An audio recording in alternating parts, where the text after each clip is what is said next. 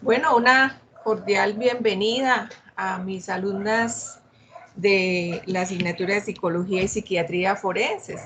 Esta es la quinta sesión virtual que nos ha correspondido por razón al trabajo en casa.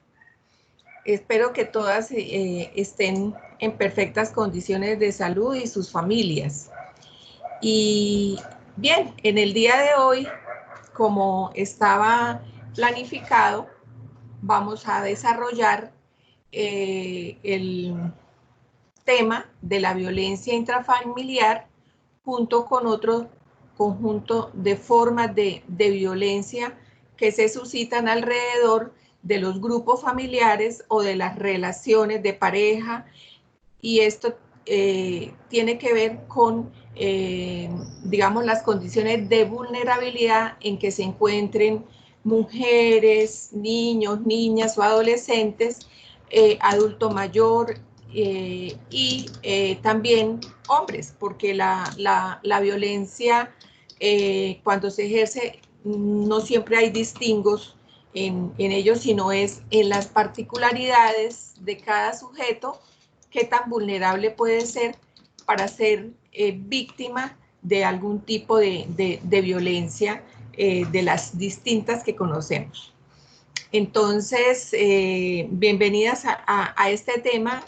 No es maravilloso en el sentido de lo que es en forma neta el significado del uso de la violencia, y que desde luego por su ejercicio la justicia y el derecho se encargan de ellos, mirando cómo es esa conducta y sabiendo distinguir qué hacer con el sujeto activo y con el sujeto pasivo de la conducta.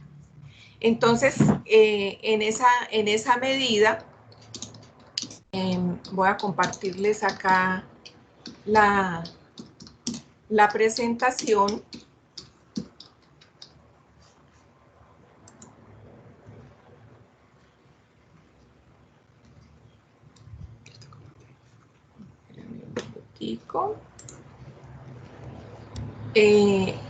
¿Pueden apreciarla, compañeras? No, profe, yo no puedo apreciar. No. Listo, dame un segundito. Dame un segundito. Yo tampoco puedo verla, profe.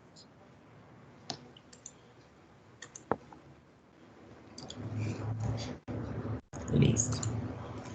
Listo.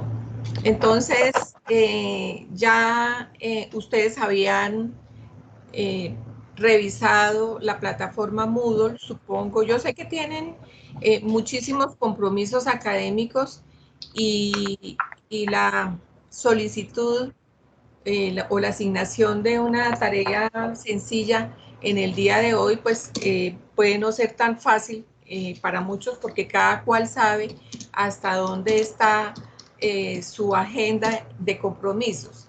Sin embargo,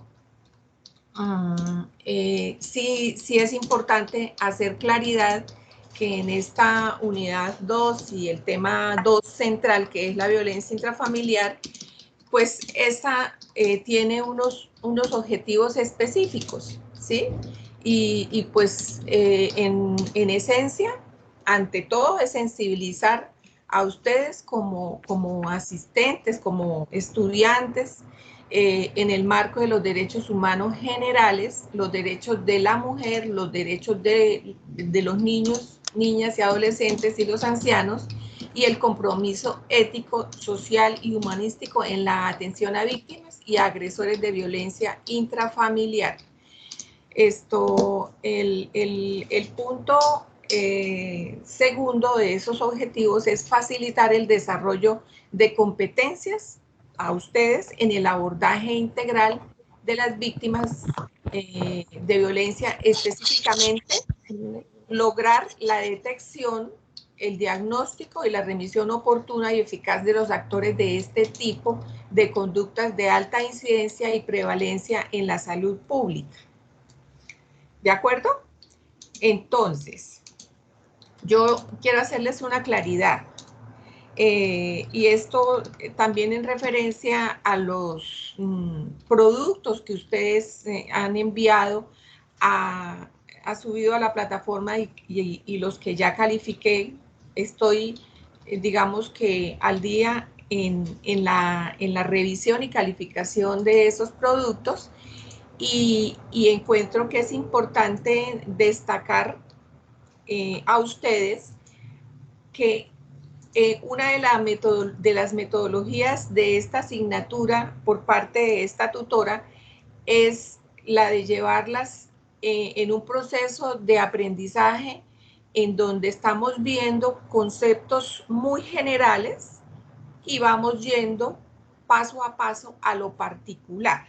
Si bien es cierto, en la primera y segunda tutoría estuvimos muy centrados en esos aspectos teóricos para conocer qué era la psicología como ciencia, disciplina científica del campo de la salud mental, así como la psiquiatría, netas, y luego pasamos a ver sus diferentes ramas hasta convertirlas en ciencias auxiliares de la justicia para la concepción de ustedes y la comprensión de cómo es que estas disciplinas pueden servir de auxiliares de la justicia, es decir, producir unos conceptos a los operadores judiciales para que finalmente un juez, dentro de ese debate probatorio, termine conocer en su sana crítica, tomar una decisión por demás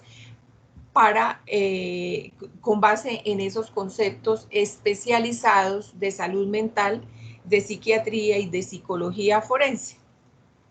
Entendiendo, recabo, y esto también va como una, un enfoque para Marta Juliana, que se ha unido al grupo en último tiempo, y quiero que asimile de manera más completa, así como sus compañeras, que justamente la psiquiatría y la psicología, la una que es una especialidad de la ciencia médica, porque hay que ser médico primero para poder especializarse en psiquiatría, y la psicología también, que es del campo de la salud mental y de las ciencias humanas, hay que hacer esa claridad. Entonces, ambas se encargan de estudiar el comportamiento humano y ambas se encargan incluso en el área clínica de abordar e intervenir cualquier patología que se presente en algún sujeto que necesite o un familiar que acuda con esa persona que está, digamos, entre comillas, enferma o presenta una problemática sencillamente emocional, comportamental, no tanto enfermedad en el plano psíquico, sino en el plano también comportamental y emocional. Entonces, en esa medida, estas dos disciplinas y los profesionales que la ejercen tienen también la capacidad y la facultad, cuando se especializan, servir de auxiliares de la justicia para prestar su conocimiento especializado y dar conceptos, evaluar personas, y aclaro bien esto, no solamente como en este caso que estamos en este capítulo justamente de víctimas, sino que enfocarse, como lo vamos a ver en la última unidad, con el comportamiento o la conducta del agresor, del sujeto activo de una conducta y que es objeto de análisis y de investigación tanto de la jurisdicción penal, civil, administrativa, derecho internacional humanitario. Es decir, hay muchísimas áreas del derecho que requieren conceptos de fruto de la evaluación a las personas que son agresores o que también pueden ser demandantes o demandados según la jurisdicción. Entonces, hasta aquí estamos, digamos, parejos, Marta Juliana y Telsi, que están presentes en la mañana de hoy. Sí, señora. Listo. Bien, Marta. Sí, profe, sí, señora. Oh, perfecto. Entonces, hay necesidad de ver esta teoría de la violencia intrafamiliar y pues vamos a ver si nos basamos primero en las definiciones que tiene, por ejemplo, la Organización Mundial de la Salud o de las Naciones Unidas, perdón, en cuanto a que se plantea la violencia doméstica como todo acto basado en la pertenencia al sexo femenino que tenga o pueda tener como resultado un daño o sufrimiento físico, sexual, psicológico para la mujer, así como las amenazas de tales actos, la coacción o la privación arbitraria de la libertad, tanto si se producen en la vida pública como en la vida privada. Entonces, esto también aplica para si es el cónyuge o la pareja, ¿sí? El conviviente. Porque pues sabemos que cuando hablamos de cónyuge es porque hay digamos, un acto legal, un acto civil que se celebró para que dos personas, digamos, compartan la vida y muchos de los derechos cuando ya se convierte en esposo o en esposa de otra persona. Entonces, y pues la pareja, porque pues eso es lo más cotidiano que se ve, los vínculos de pareja, sin una legalización de esa convivencia. Por eso se le llama relación marital de hecho. Bien, entonces en esa medida, como ustedes pueden apreciar, hay términos bastante particulares en esta definición de Naciones Unidas, ¿cierto? Entonces, empezando por que es el acto que puede generar o resultar un daño o un sufrimiento físico. Entonces, que una persona, un sujeto activo, le genere sufrimiento solamente con el hecho de generarle sufrimiento, angustia, desazón, inestabilidad emocional, ¿sí? O aún más el sufrimiento físico, el dolor en el cuerpo, cuando se recibe una lesión basado en muchos de los preceptos y valores sociales, por ejemplo, como utilizar el castigo físico para disciplinar, pongamos, el señor a la señora, el compañero a su compañera, ¿sí? De acuerdo a su escala de valores y a sus experiencias previas de su infancia y de su familia, ¿cierto? También el sufrimiento o el daño a nivel sexual, a nivel psicológico, ¿sí? El uso de amenazas y la coacción o la privación arbitraria. Entonces, quiero que ustedes me digan qué comprenden por estas últimas expresiones. La coacción, la privación arbitraria de la libertad.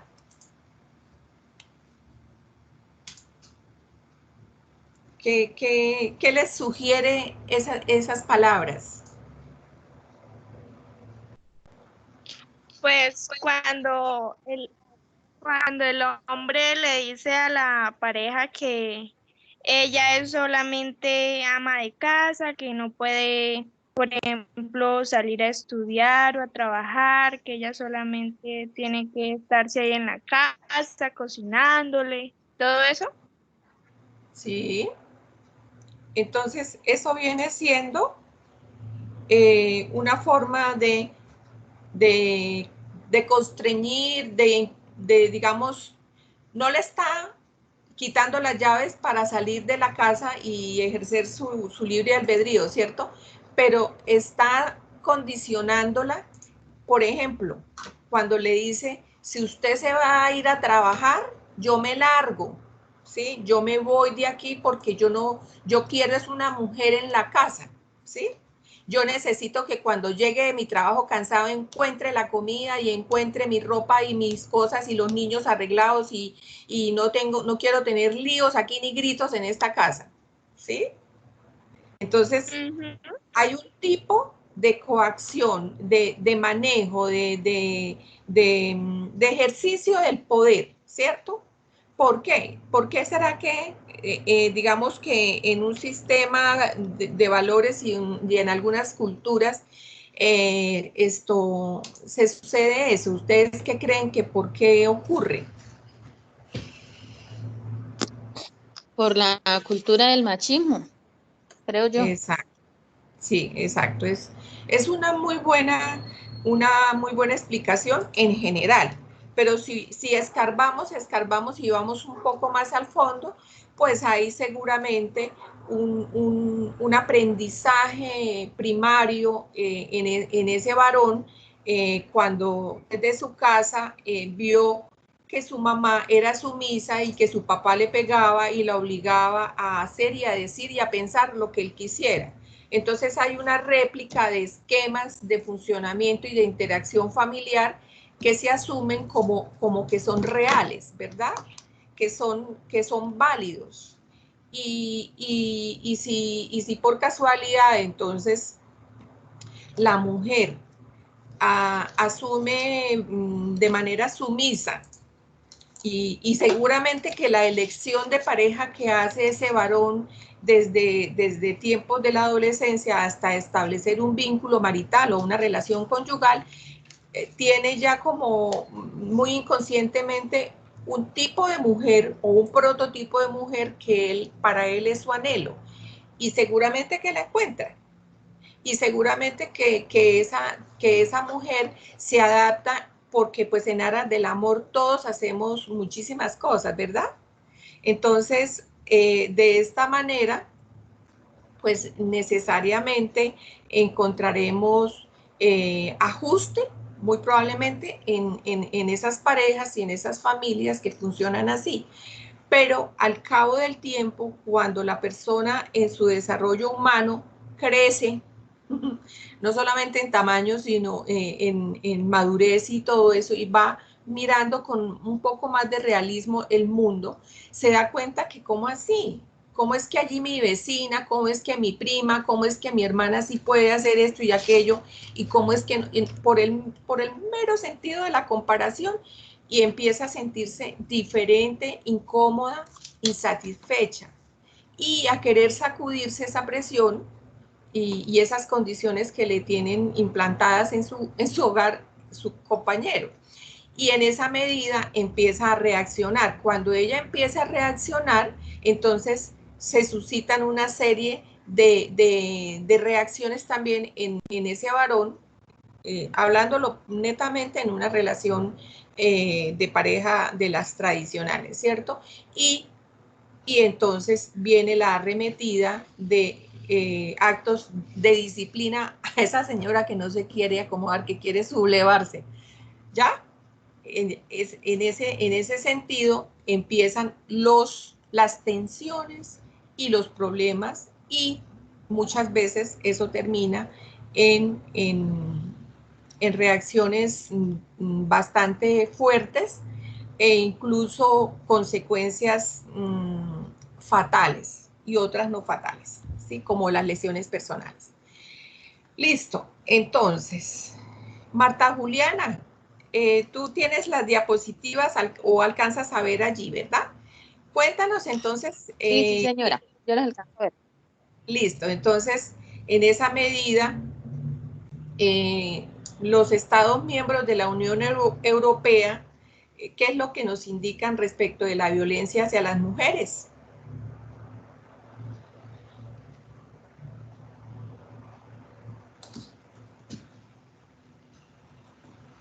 Mira la diapositiva. La número 4 que estoy poniendo en pantalla. Léeme. Ayúdame con la lectura. Dice, según el estudio sobre las medidas adoptadas por los estatutos miembros de la Unión Europea para luchar contra la violencia hacia las mujeres, una definición de violencia doméstica es aquella violencia de género ejercida hacia la mujer, ya sea física, psicológica o sexual, producida de forma reiterada, ejercida sobre él o la cónyuge, ahí se me fue, o la persona que está o haya estado ligada al agresor por una relación de afectividad. Esta violencia tiene lugar por la necesidad de poder y control del agresor. Listo. Bueno, entonces, es palabras más refinadas, esto que está escrito, lo que acabas de leer, en buena parte lo que acabé de explicarles, ¿verdad? Una necesidad de poder y control del agresor, ¿sí? Entonces, a lo largo de esta temática, pues vamos a ver entonces todo cuanto tiene que ver con las distintas formas de violencia, por qué las personas son más vulnerables unas que otras a caer en victimizaciones de estas, ¿sí? Y tanto desde el ejercicio activo, como lo es el agresor, como desde la posición pasiva de víctima, ¿verdad? Ambos tienen vulnerabilidades. Yo sé que digamos, este capítulo es apasionante para ustedes y más para nosotras como mujeres que debemos no solamente conocer estas realidades, sino apropiarnos de nuestros derechos. Y asimismo, por ejemplo, Marta y Mayra, que no está presente, pero que son madres de familia, y las que están solteras, necesitan apropiarse y empoderarse de esta realidad para cortar esa, digamos, sucesión de conductas agresivas y violentas hacia la mujer a lo largo de los siglos, porque sí que la mujer ha sido violentada de tiempo atrás. Y si bien es cierto, cada cual debe luchar por defenderse, por manejar posturas, no tanto de devolver la violencia, porque no se trata de eso, sino con inteligencia, con discurso coherente, saber tomar su lugar, tener la capacidad de persuadir y de convencer a quien sea, digamos, su compañero sentimental, su novio, su amigo, su hermano, incluso primos, esos varones que están alrededor de cada una de nosotras en nuestras familias y que si por casualidad tienen visos de un perfil de violentos con la mujer o con cualquier persona, ustedes sencillamente con la autoridad de mujer y con la autoridad de una persona que ha estudiado, que ha profundizado, por ejemplo, como en mi asignatura, lo que tiene que ver con el comportamiento humano, con ese conocimiento les da autoridad a ustedes también para incidir en otros, en corregir lo que a todas luces es violento, ¿sí? O tiene como los visos para que más adelante sea una persona violenta y atropelladora de los derechos de otras personas, que seguramente percibe más débiles, ¿de acuerdo? Entonces, tendremos a lo largo de esta temática, las definiciones de las distintas clases de violencia y cómo es que se suscita esa relación víctima-victimario, También tendremos, las características del uno y del otro, a partir incluso de las formas de pensar, o lo que nosotros los psicólogos llamamos sesgos cognitivos, ¿sí? Que favorecen la permanencia de la mujer en una relación maltratante, una relación tóxica, ¿sí? Vamos a ver esos ciclos de violencia, ¿sí? En las distintas fases, y también tendremos que ver ese perfil psicosocial del hombre violento. Entonces, en esa medida, el asunto nos lleva a entender que es verdaderamente apasionante la temática del presente día, ¿sí? Tendremos también, a su vez, que ver qué es lo que pasa en la víctima, ¿sí? A modo de consecuencia, ¿sí? Y hay consecuencias también de distinto tipo, ¿sí? No es lo mismo el solo maltrato físico a un maltrato psicológico,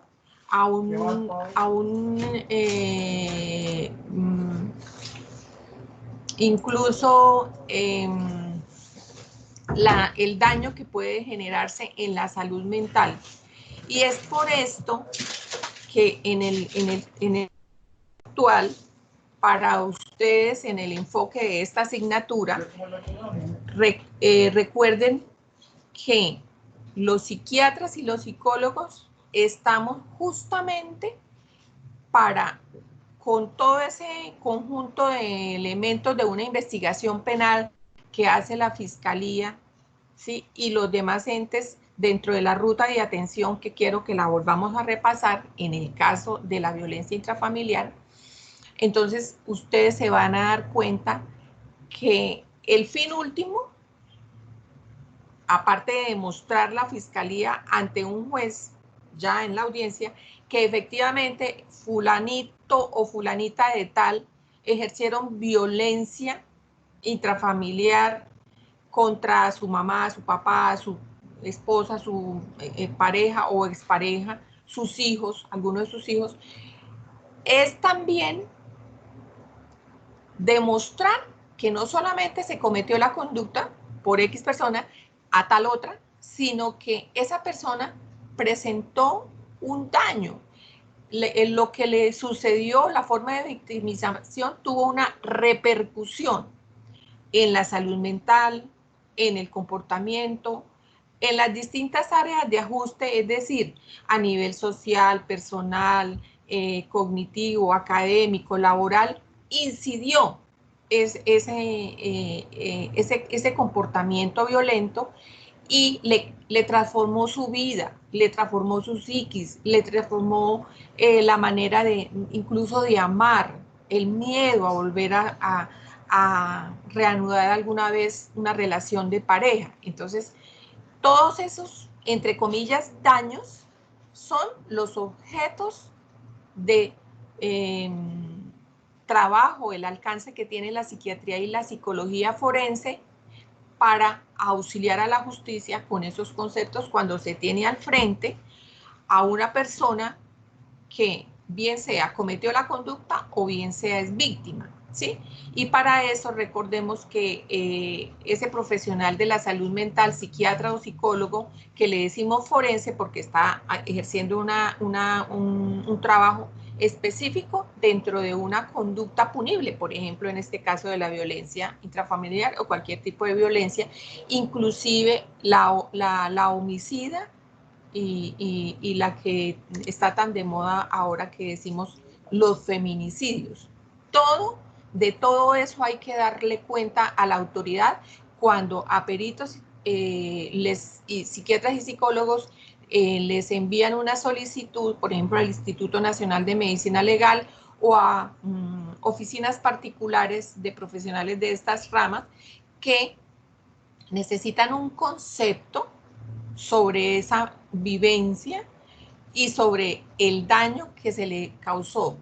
¿Cómo se llama ese daño? ¿Qué diagnóstico tiene? ¿Cómo se puede medir, mensurar ese daño? Si es de larga data, si ya está superado, si es permanente, nunca se superó en esa persona ese daño.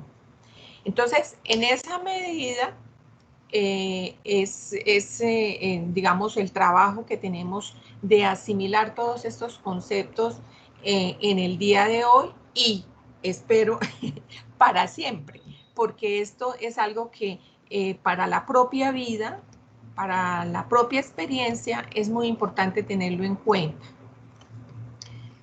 Entonces, ¿qué me dice Telsi sobre esto, que este plan de trabajo y exposición del día de hoy? De estos temas que estamos exponiendo. Pues, profe, que a veces nosotras como mujer, o sea, nos tenemos que no, como no bajar la cabeza frente a esos hombres que pretenden ¿qué? Que empiezan, sí, que pretenden esto, a uno humillarlo o que uno no es capaz. Entonces, uno como mujer debe ser fuerte, ¿no? Frente a esos maltratos. Es decir, afrontar de una manera positiva, no necesariamente devolviendo con la misma moneda, sino No. Persuadiendo, expresando el sentimiento, el parecer. Por ejemplo, le dice, no, pero esto, no, preste para acá porque usted cuánto ganó esta semana, ¿sí? O este mes. ¿Usted por qué no me dice cuánto gana? Yo necesito saber y tenemos que me dé esa plata a mí porque yo soy el que manejo, yo soy el bueno para las cuentas y entonces así no se nos revuelve y no se nos pierde la plata. ¿Tú qué harías ante una afirmación de esas, una postura de un compañero sentimental o pareja, conviviente? Pues yo le diría, no, yo lo trabajé, yo lo sudé, esa es mi plata, esto, pues las cosas de la casa se compran entre los dos, usted también gana, yo gano, pero, o sea, cada quien trabaja y pues gana la Administra lo plata. suyo, sí, Sí. pero sí es asunto es que nosotras como mujeres verdaderamente somos como por naturaleza educadoras, ¿sí? Si un hombre viene mal adaptado de su núcleo familiar, o sea, como lo expliqué antes, con pautas de comportamiento inadecuadas, que supo cómo era el abuso de su papá, su mamá, por ejemplo, ¿sí? O al contrario, ¿no? Pues tampoco podemos siempre generalizar que es el hombre el que, pero pues nosotros sabemos las tradiciones de nuestra cultura. Entonces, sencillamente decirle, no, venga, su papá y su mamá se comportaron de esta manera, ella no tuvo el nivel de educación como nosotros, entonces nosotros no podemos ser iguales que ellos. Este es un mundo distinto, ¿sí? Es decir, enseñar con amor se logra mucho. Sí, esas son las mejores formas. Desde luego que uno nunca sabe, nadie sabe cuándo se va a encontrar con un psicópata que definitivamente de manera muy astuta juegue con la otra persona y haga y logre que ella incluso transforme su forma de pensar, ¿sí? Y de eso hay muchos, pero después miraríamos estadísticas. Entonces, en esa medida, tendremos que ingeniar desde nuestro nivel cultural, desde lo que nosotros leamos, aprendamos a buscar información, a no comer entero, a tener claridad de las cosas, porque es que ustedes también van a tener hijas, o Marta ya tiene una niña, por ejemplo, y que venga luego el día de mañana a los 17 un tipo y la vuelva 3 vuelticas y la vuelvan a su hija, eso desde ahora hay que forjarlo en claridades de lo que se llama el autorrespeto, ¿sí? De autoestima. Por eso es que es tan importante que en los hogares y en las casas haya el ejercicio del respeto a la forma de pensar del otro, a la distribución de responsabilidades de manera equitativa. No es que entonces, mi hijita, usted vaya, cocine y lave la ropa, y entonces usted sí vaya al mercado y maneje la plata y no sé qué. Por ahí empiezan las cosas, por esos ejemplos, por esa disposición de uno como padre. Entonces, en la formación de valores, en la formación de la equidad, del respeto, de la solidaridad y todo, es que se puede prevenir, ¿cierto? Entonces, Marta Juliana, tú, ¿de qué de estos puntos que hemos planteado? Perdón, me faltó un aspecto final, que es el gran compromiso, digamos, social que tenemos nosotros, las personas que estamos manejando esta información, que debemos ser generadores y actores de cambio social, moral, en fin, tantas cosas que podemos hacer cuando ya hemos conocido realidades como estas, y que no solamente se pueden prevenir, sino que en el evento de como digamos, sujetos que estamos en una cadena social de servicio, ¿qué podemos hacer por las personas que han sido víctimas o por las personas agresoras? Que de todas maneras ambas merecen el respeto y merecen la oportunidad de mejorar, de cambiar, de recibir tratamiento, ¿cierto? Entonces, digamos que esa es como la última fase, y por eso es que para ustedes, como tecnólogos en gestión judicial y criminalística, como futuros investigadores, pues deben saber cómo es que se maneja este tipo de fenómenos psicosociales, ¿cierto? Entonces, ¿qué podemos hacer desde nuestra posición, desde nuestra ocupación, desde nuestro, así sea como miembro de una asociación, en el barrio, en mi misma comunidad? ¿Yo cómo puedo contribuir al cambio para que se pare la violencia, para que se detenga, para que la gente sea más respetuosa, para que entienda que cada persona, que el otro tiene unos derechos y que uno se puede vulnerar, porque en todo caso también estarían pisando los linderos de la ley, y la justicia puede caerles a esas personas que no respetan esos derechos de los otros, ¿sí? Entonces, vuelvo a ti, Marta. De todas estas diapositivas, libremente dime de qué quieres de pronto compartirnos. Si quieres, leyendo la diapositiva y haciendo quizás alguna explicación.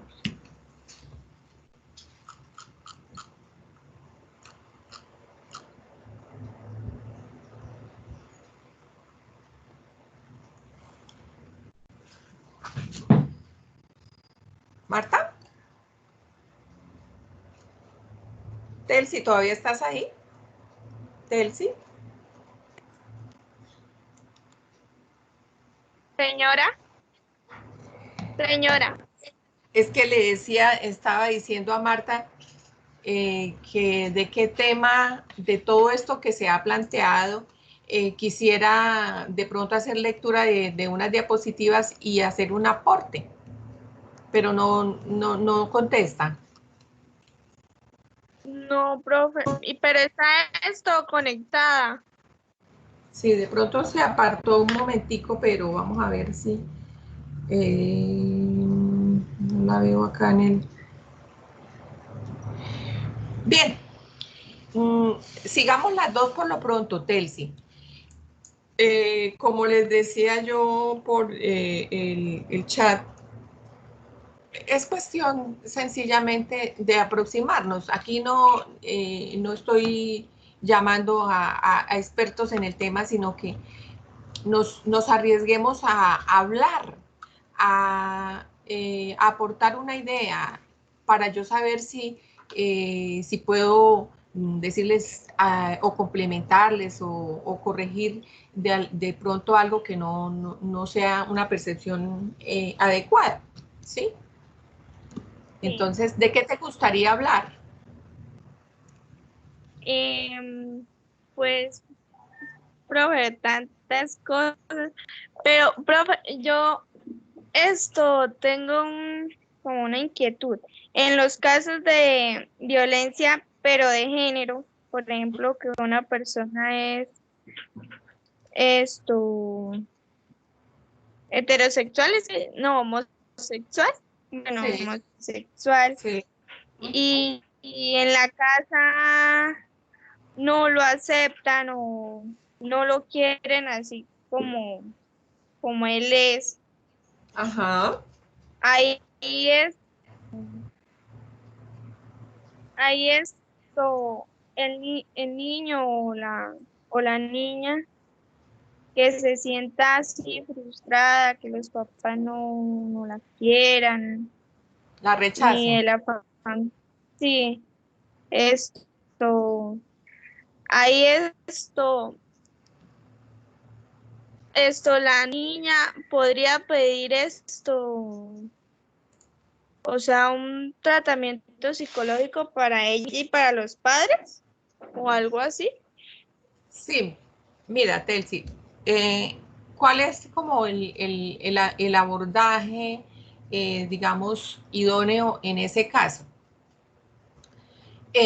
Dependiendo de la edad de la víctima, que yo supongo que eso no sucede en infantes, es decir, de pronto adolescentes de 16, 17 para arriba, mm, o sí, niños, niñas por ahí de 12, cuando están en la preadolescencia, en cuanto a sentirse diferentes a otros, de pronto en la identificación de género, que es un punto importante que ustedes como participantes de esta asignatura deben empezar a buscar la información, y yo en la plataforma daba la sugerencia de la importancia de buscar ustedes el reglamento para el abordaje integral de la violencia de pareja,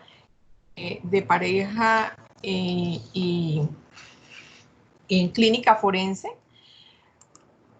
No se imaginan ustedes lo que significa. No, es que les quiero mostrar les quiero mostrar este documento que se llama Reglamento Técnico para el Abordaje Integral de la Violencia de Pareja en Clínica Forense. Resulta que aquí hay una cantidad de explicaciones muy claras sobre todos esos datos que tienen que ver con la violencia de pareja, los factores de vulnerabilidad, la violencia basada en género, los riesgos, y muy claramente se habla de qué es género, qué es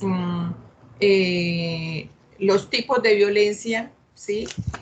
Los daños producidos, los tipos de violencia de pareja, el ciclo de violencia, pero voy aquí a un punto especial en donde se definen todas bueno, en este momento no encuentro la página, pero sencillamente sí les indico la importancia de este reglamento técnico porque nos describe de manera detallada todos esos conceptos y de este fenómeno de violencia de pareja y de género, pero específicamente para tu inquietud, Telsi, si nosotros estamos hablando de una persona con cédula, es decir, mayor de 18 años, e incluso un adolescente no tan pequeño, la persona puede acudir al sistema de salud.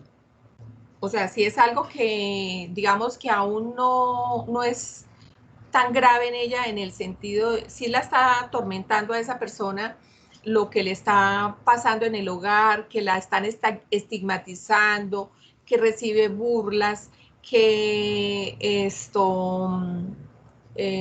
decir, la están maltratando, así sea psicológicamente, o incluso como existen casos de maltrato físico para enseñarle cómo tiene que ser mujer o cómo tiene que comportarse como un hombre a un niño que aparentemente tiene unos manerismos que lo que en el común de la vida cotidiana, pues se dice que es partido, ¿sí? O amanerado, ¿sí? Entonces, no se tolera eso y le enseñan a que tiene que comportarse como un varón. Están ejerciendo un atropello contra él. Es decir, esa no es la forma de volverlo más hombre, ¿sí? O a la niña volverla más mujer cuando se siente más identificada con el otro género. Entonces, si la situación ya se convirtió en extrema, ¿qué es lo que nosotros los profesionales vemos? El niño puede recurrir a su profesora, o la niña, a su profesora en el plantel educativo, a la de más confianza, a la coordinadora de disciplina, a la psicoorientadora o psicoorientador, recurrir a un adulto, ¿sí?, que tenga un nivel de autoridad y que conozca cómo es que se hacen esos casos, ¿sí? Todo colegio tiene en su estamento unos funcionarios que por obligación tienen que abordar un caso y remitirlo. Entonces, cuando hay cualquier indicio de maltrato, de violencia psicológica, física, de los distintos tipos de violencia, a cualquier miembro de la familia, por parte de otro miembro de la familia o de la familia extensa, entonces ese psicoorientador, el que sea, debe hacer un reporte escrito e inmediatamente llamar a Policía de Infancia y Adolescencia para poner en conocimiento, así como lo explicábamos con los casos de los delitos sexuales en niños, niñas y adolescentes. Siempre se activa la ruta a partir de una llamada o un reporte escrito a la autoridad competente.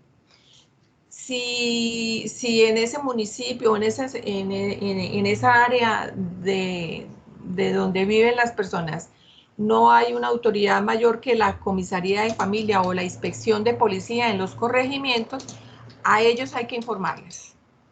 A ellos hay que pasarle un reportico escrito muy sencillo.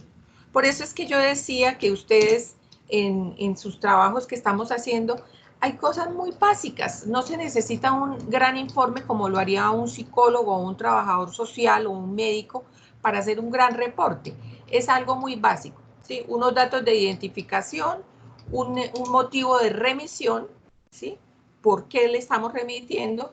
Y como un resumencito de la descripción verbal que hace la persona, para que allá los que tienen que manejar, los competentes en el tema, desarrollen o desplieguen acciones en pro de la defensa de los derechos de esos niños, niñas o adolescentes. Ahora, si el punto es un adulto, ¿sí? Perdón, eso es en el plantel educativo, pero también si algún miembro de la familia se da cuenta que su hermano, que su primo, que no sé, alguien de la familia está siendo maltratado por otro, se le puede sugerir que como la ve triste o lo ve demasiado ansioso, lloroso, que no va bien en sus estudios o en su trabajo, pues se le puede indicar también que active para sí mismo una atención en salud. Es decir, así sea yendo al médico general para que éste ordene atención psicológica o psiquiátrica según el malestar que tenga la persona o la víctima. Y a partir de ahí, dentro del sector salud, ellos a su vez hacen una ficha epidemiológica y ese tema se registra y se remite igualmente a la autoridad. O sea, es que nadie se queda con el caso, o sea, a menos que en el sector salud se quede el profesional que le asignen para hacerle el tratamiento, la intervención, para que esa persona mejore su condición y aclare de pronto sus ideas o sus formas de afrontar el problema que tiene. Pero una vez eso toque los linderos de la justicia, las puertas de la justicia o de la comisaría de familia, porque es competencia de la comisaría de familia cuando se suscitan alteraciones, violencias en las relaciones intrafamiliares, sea el vínculo que sea. Entonces allí el manejo se activa de un modo mucho más específico para detener esa violencia y es llamada esa persona, la actora, es llamada a cuentas de por qué está sucediendo eso. Si configura una conducta punible, pues la comisaria de familia o el comisario tendrá que de manera oficiosa remitir a la fiscalía, bien sea de infancia y adolescencia o de adultos, el caso, reportarlo o hacer la denuncia formal ya con más soportes para que allá se encarguen de hacer la investigación y según sea el caso, si se demuestra que sí, en efecto, se está vulnerando ese derecho y por exactamente quién, entonces ya se procede el curso regular de un proceso judicial normal, ¿sí? Entonces, serían dos formas, ¿cierto? Ahora, desde la personal tuya, tú, como hermana, por ejemplo, ¿sí? De alguien que está siendo maltratado de distintas formas, ¿sí? Entonces, ¿qué podrías hacer? ¿Sí? Esa sería también la pregunta. Pues primero hablar con ella, ¿no? En el caso que sea mi hermano. Por ejemplo, ¿sí? Y pues Y ir a... al hablar, digamos, ¿qué consigues? ¿Qué consigues con hablar? Pues, según sea el caso, darle a entender a ella que así no son las cosas, que ella se debe dar como a respetar, a valorarse a sí misma.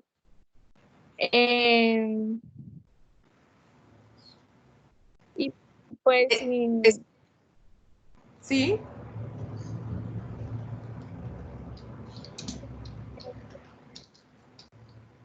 Es decir, que ella misma sea, y que ella misma sea la que vaya y denuncie, vaya a la comisaría de familia o al ente específico para exacto. eso. Te debo decir, Telsi, Listo. que es que la persona debe verbalizar su problema. Es decir, lo que uno está percibiendo desde afuera de ella, desde luego, es como dolor, impaciencia, tristeza, porque la gente cuando está mal, su semblante le cambia, su mirada es diferente. Tú has reconocido en una amiga, en una hermana, en tu mamá, en tu papá, el que sea, rostros cuando están preocupados. Tú te das cuenta Sí, cuando un ser querido no está como en su mejor momento, ¿sí? No está alegre o no está sonriente, sino que por el contrario está pasivo, por ejemplo, como aisladito, como tendiendo a dormir mucho. Sí, uno diría, está como raro, está como triste, ¿qué será lo que le pasa? Entonces, si uno ama a alguien de su círculo familiar, entonces lo primero que uno hace es acercarse. Y entonces le haríamos una pregunta abierta, ¿cierto? ¿Como cuál, Telsi? Ya aprendimos la semana pasada. Una pregunta abierta.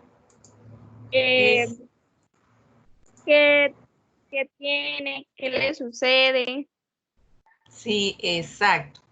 Y tú con una conducta empática, es decir, abierta, como preocupándote por ella, es decir, ¿verdad que es que yo ya llevo como unas semanas que lo veo distinto o distinta y a mí me gustaría saber qué es lo que está pasando? Yo no entiendo por qué estos cambios de ánimo, qué es lo que está pasando.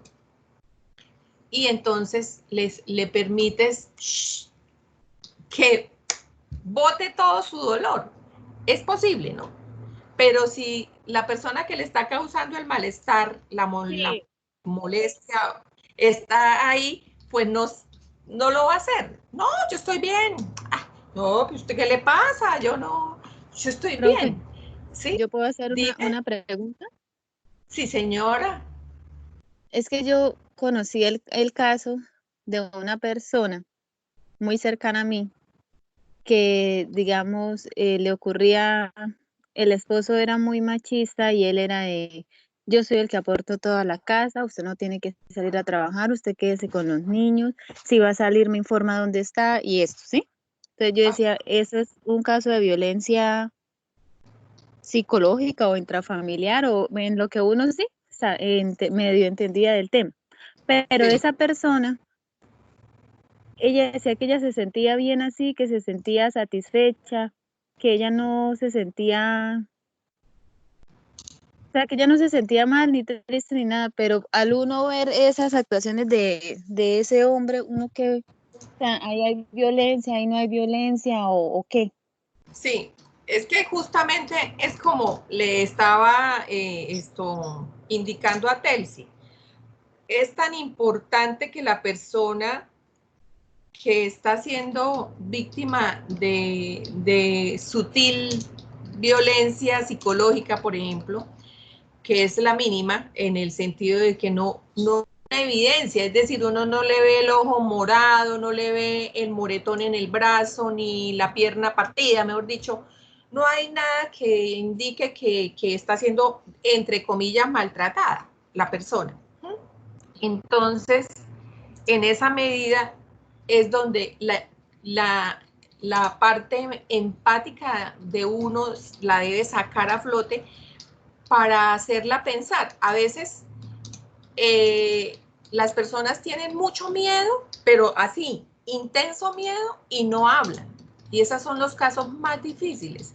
Pero todavía más difícil el caso que Marta pone en relieve. ¿Por qué? Porque es no darse cuenta que está siendo víctima de violencia, ¿sí?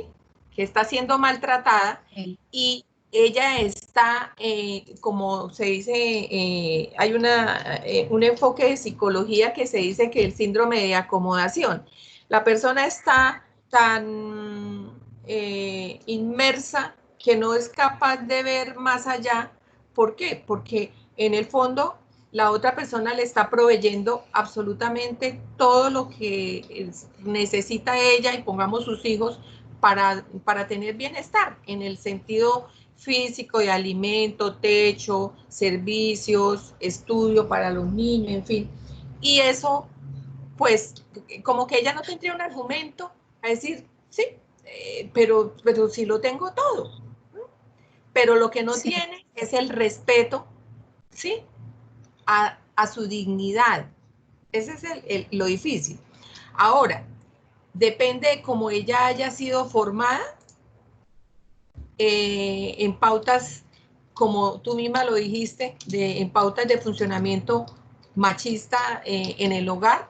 Si la mamá también fue una mujer de hogar que aprendió eso, pues eso no sé, tampoco es que se pueda discutir porque como que no tiene otros elementos cognitivos que le permitan pensar, ay, esta cosa está como cansona, mira, como que me está como poniendo mucho la patica encima, ¿no? No, si ella no advierte esa situación, pues muy difícilmente esto se le podría ayudar.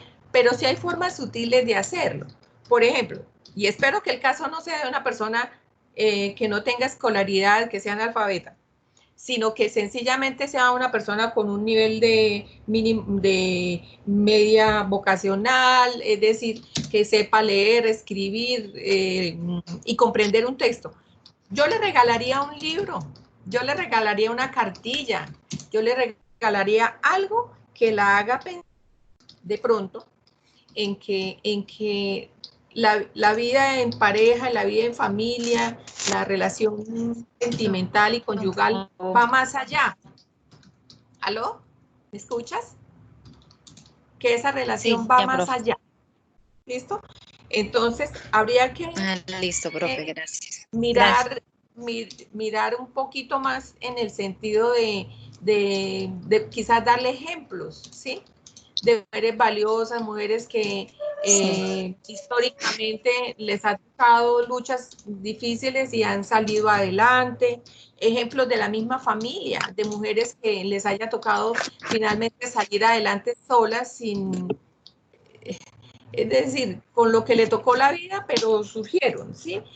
Y no se preocupe que eso la vida le va enseñando, ¿sí? La misma sociedad, incluso en los colegios, si va a las reuniones de padres de familia, en la escuela de padres y todo, hay mucha información que se da y al fin ella va captando, como cayendo en cuenta que esto como que ve, como no está muy bien lo que hace mi pareja conmigo, ¿cierto?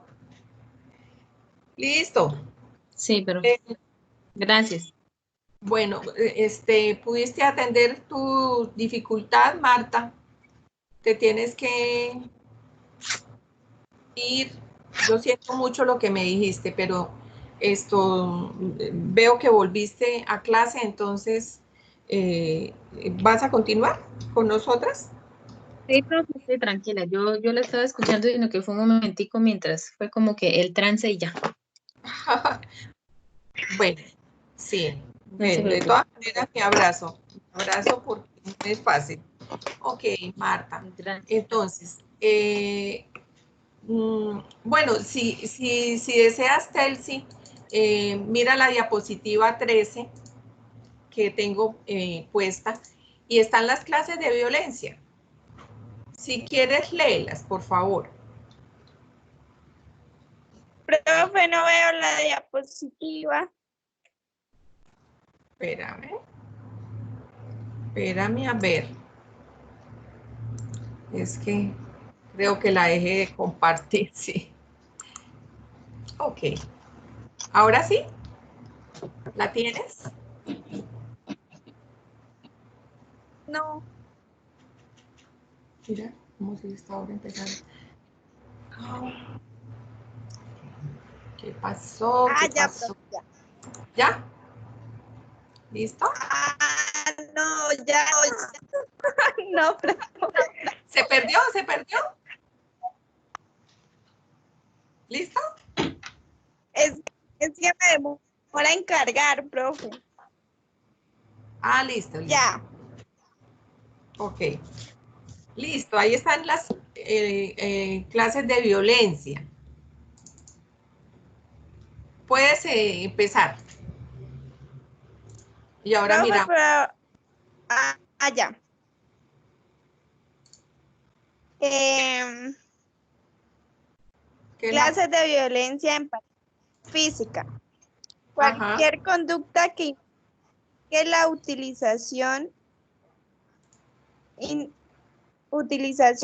intencional del... Ay, no, profe, no veo muy bien. Listo. ¿Es porque está muy pequeña la imagen? Yo creo. Sí. Déjame un segundito, le vamos a dar pantalla completa entonces.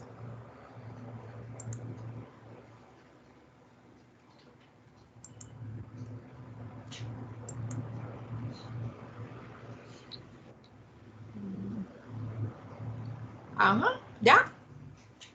¿Listo? No, ahora no me sale la diapositiva. Oh, por Dios. Estas competencias en las tutorías virtuales no son tan fáciles. Buenas. Entonces, me llegó visita. Sí, bueno, tranquila, mira, entonces vamos acá.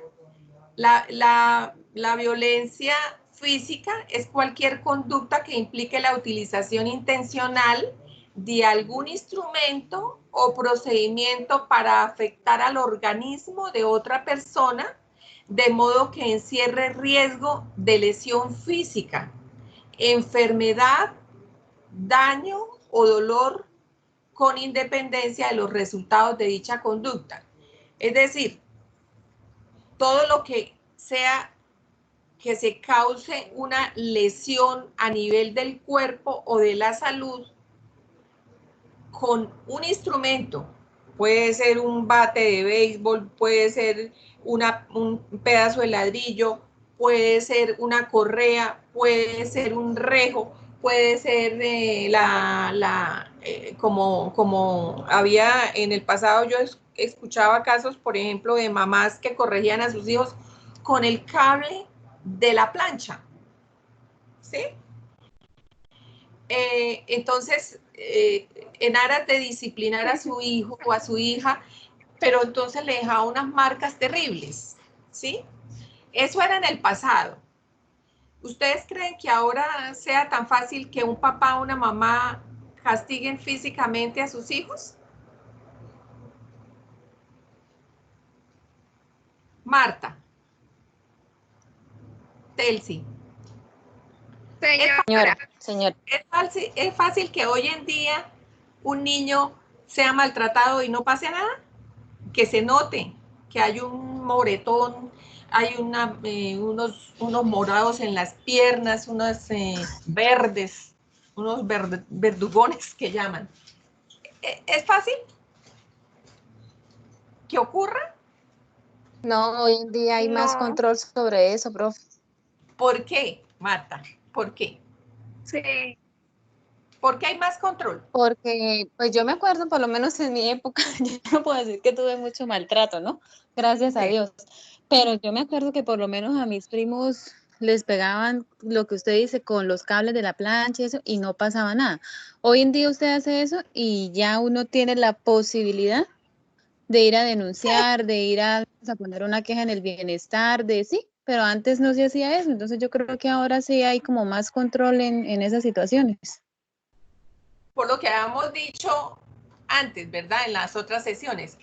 Hay una denuncia Sí. anónima, un vecinito que escucha nomás los llantos, los gritos de auxilio de un niño o de un adulto que llora, que grita, que pide auxilio, y inmediatamente llega la policía a la puerta de la casa. Sí. ¿Sí? Y si es un niño el que llora, pues llaman a infancia y adolescencia. Entonces, Sí. ahí, en ese caso, Allá cargaba de una, ¿será que hay que ponerle? en ese caso, habría que ver cómo la Convención de los Derechos del Niño, ¿sí?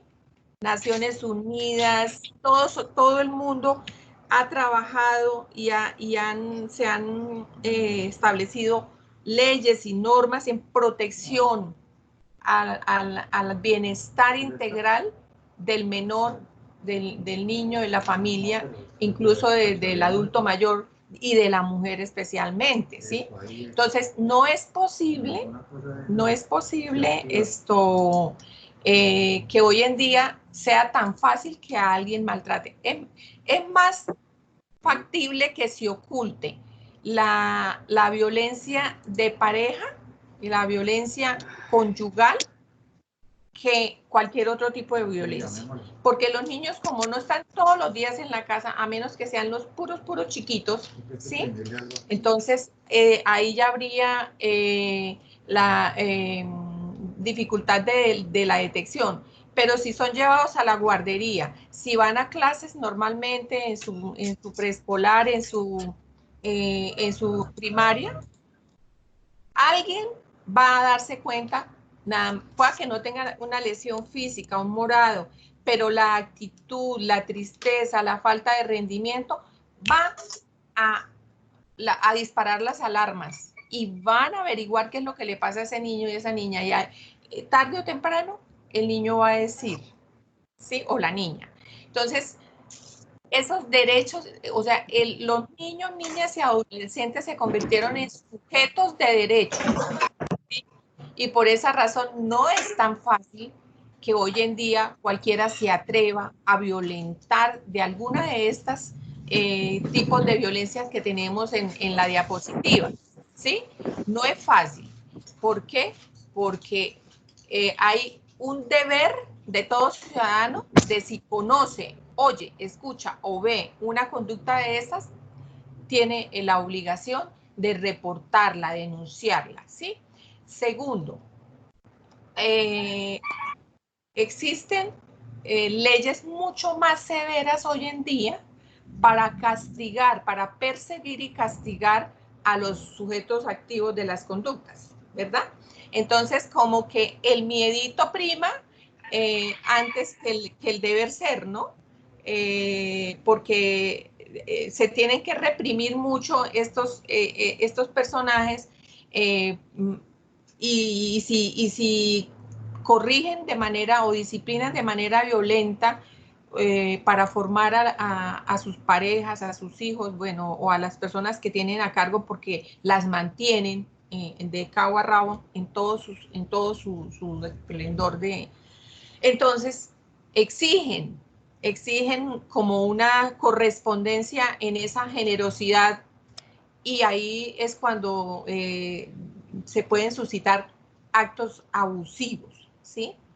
Abusivos cuando no se nota, como la violencia psicológica, que decimos acá en la diapositiva, que es cualquier conducta física o verbal, activa o pasiva, que atenta contra la integridad emocional de la víctima, en un intento de producir en ella intimidación, desvalorización, sentimientos de culpa o sufrimiento, ¿sí?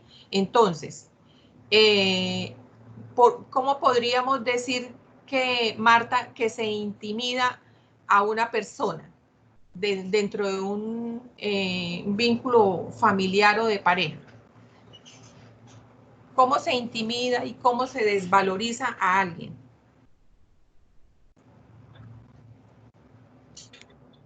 Profe, cuando le dicen que usted no sabe hacer nada, Sí. no sirve para nada. eh, Yo la saqué a usted del hoyo y ahora me viene a pagar así, ¿sí? Ajá, sí. Sí. Eso es un acto muy envolvente, verbal, una expresión que lleva a que se sienta culpable si no hace lo que esa persona dice que necesita que haga o se comporte, y entonces está envolviendo para desvalorizar o para hacerse sentir culpable a esa persona, ¿cierto?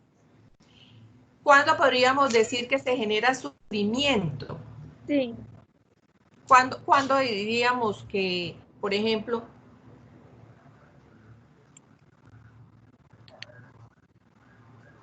Imaginemos un adulto mayor en una casa con el hijo, con la esposa, con los hijos de este, con la mamá de la otra, la señora. ¿Cómo se le podría generar sufrimiento a un adulto mayor en una casa, en un hogar? Pues cuando lo Como el rechazan. encierro. eh, a veces a los mayores de edad los tratan mal, no les dan a veces comida, los golpean, los hacen sentir de que ya no, sí, lo que usted había dicho, ya no sirven para nada, ya como que se cumplieron su ciclo. Espere que le llegue la hora. Sí, hay actos como tan ruines, por ejemplo, como decirle, ay, ¿sí ve? Otra vez, ya se orinó otra vez, entonces yo cuántos paquetes de pañales voy a tener que comprar en el mes. Yo no tengo plata, mire a ver usted cómo hace, póngase trapo, señora, ¿sí? Y ni siquiera la llaman por el nombre, esta cucha sí ya me tiene mamada, ¿sí? Cosas, bueno, expresiones muy santanderianas, qué pena. pero en realidad Pero hay, esa es nuestra realidad. sí, hay no llevarlas al médico, o sea, necesitando controles y haciéndose los bobitos en cumplir las citas, ¿sí? No prestándoles atención. ¿Por qué? Es que todo ser humano necesita por lo menos que le hablen, que le digan buenos días, ¿cómo amaneció? ¿Sí? ¿Qué tal que yo llegue a la clase aquí, entonces ni siquiera Eso les es verdad. pregunto cómo están? O sea, es que es un ser humano. Se le puede dar más atención a la mascota de la casa. Hola, mi preciosura, que no sé qué. ¿Sí? Que al adulto mayor que está ahí en un silloncito, en un rinconcito, mirando para el techo, para la luna, porque nadie lo mira ni le canta una canción, ¿no? Entonces, ellos necesitan, como los bebés, tanto o más atención, ¿sí? Bueno, un bebé es que no, mejor dicho, no necesita que le hagan todo, ¿sí? Pero entre más avanza la edad en el adulto mayor, va a ser todavía más dependiente. Como nosotros vamos en involución, primero evolucionamos y luego vamos en involución hasta terminar otra vez con pañales, ¿sí? Y dándonos tener que darle a uno en la boca, pues entonces eso cansa a otros, pero no hay derecho. Si un adulto mayor, si los cuidadores están cansados, pues ahí hay bastantes hogares para ancianos, hay privados y del Estado que prestan y no se hace. Hemos dicho, hay guarderías que van de día y los recogen para llevarlos a la casa. Eso es más generoso, más responsable, más amoroso que tenerlos ahí como un ente en un rincón, ¿de acuerdo? Bueno, y ya en lo que explicamos la violencia física, explicamos la violencia psicológica, que eso es supremamente amplio el tema, pero también está la sexual, pues que ya de la cual nos dedicamos bastante, como casi 2-3 sesiones, a hablar de la violencia sexual, que dijimos que como cualquier intimidad sexual forzada, ya sea por amenazas, intimidación, coacción o por llevarse a cabo en estado de inconsciencia o indefensión. Entonces, a veces en las casas, personas enfermas, de esas enfermas que están incluso con respirador, con medicamentos muy especiales que afectan el sistema nervioso central y estando ahí pueden ser objeto de violencia sexual, utilizarse para la satisfacción de otra persona que está en casa, ¿sí? Incluso ser cuidadores o ser miembros de la familia, ¿sí? Entonces, hay muchas formas y uno no se imagina la creatividad humana para para ejercer violencia sobre otros, ¿no? Cuando se ven débiles, vulnerables, ¿sí?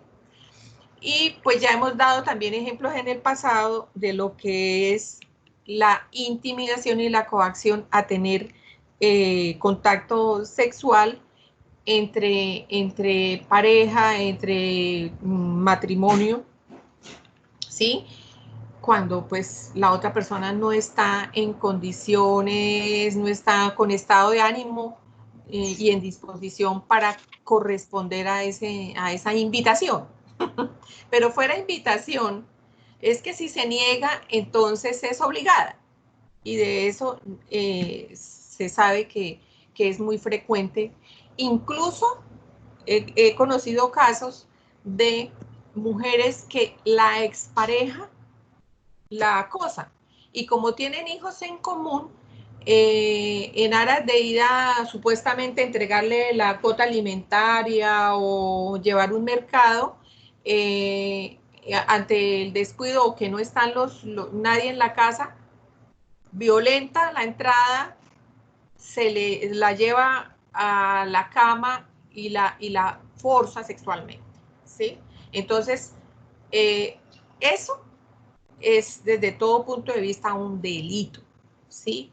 Y ese acoso, ese seguimiento en las calles por la expareja es hoy objeto de mucha atención psicosocial, legal y en todo sentido, ¿sí? Porque no es posible. De eso sí que abunda, pero muchísimo. Hay una alta tasa de casos, no solamente en nuestro departamento, sino pues en todo el país y en Latinoamérica, ¿sí? Porque precisamente, como decía Marta, esa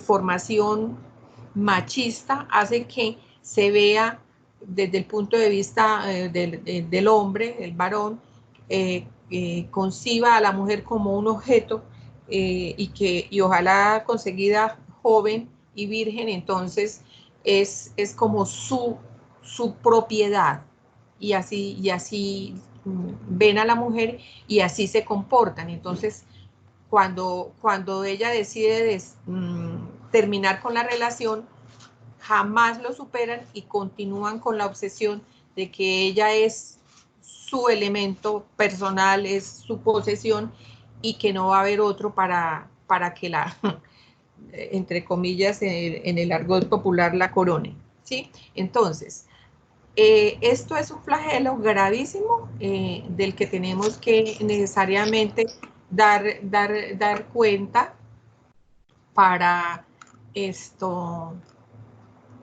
corregirlo desde de granito de arena, ¿sí? Poderlo, bueno, entonces, ahí están algunas referencias bibliográficas y dice que hay un ejemplo de Alonso Labrador.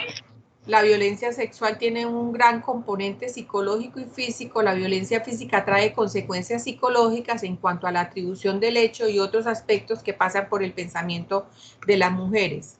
Es decir, cuando una mujer es tratada de esa forma, como lo hemos mencionado, pues obviamente, ¿qué es lo que termina pasando en su psiquis? Sus pensamientos se convierten en negativos, en yo no valgo para nada, yo soy una basura, mire, ningún hombre me va a querer así, ya tengo 3 hijos, estoy gorda, estoy fea, no sé hacer nada, no sé trabajar, no estudié, y cada vez más se minimiza ella en su yo, su autoestima se anula. Entonces, se dice que este es el peor de los daños, porque si hay una lesión en el cuerpo, pues por lo menos eso algún día sana, ¿cierto? Pero, por ejemplo, hay otras lesiones en la salud. Una cosa es el cuerpo, lo exterior, o algún órgano interno maltratado, la estructura ósea. Pero, por ejemplo, como lo dijimos, una ETS una enfermedad de transmisión sexual o, por ejemplo, el SIDA, eso ¿cuándo puede mejorarse? ¿Sí?